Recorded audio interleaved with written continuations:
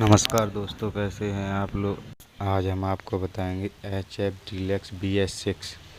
इसमें क्रैंक की प्रॉब्लम आ गई है। कुल गाड़ी अभी 20-25 हज़ार किलोमीटर चली हुई है। अभी हम आपको खोल के दिखाते हैं।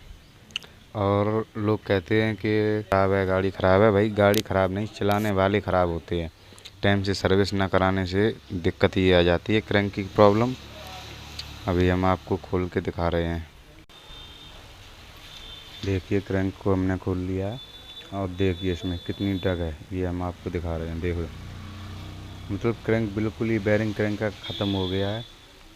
जब भी गाड़ी सूखी होती है, जैसे मोबिल नहीं रहता है, तो क्रैंक आवाज़ करती है, लेकिन ग्राहक फिर भी नहीं समझता है। देखिए कितनी प्ले है इसमें, बेरिंग बिल्कुल ख़त्म हो गए हैं।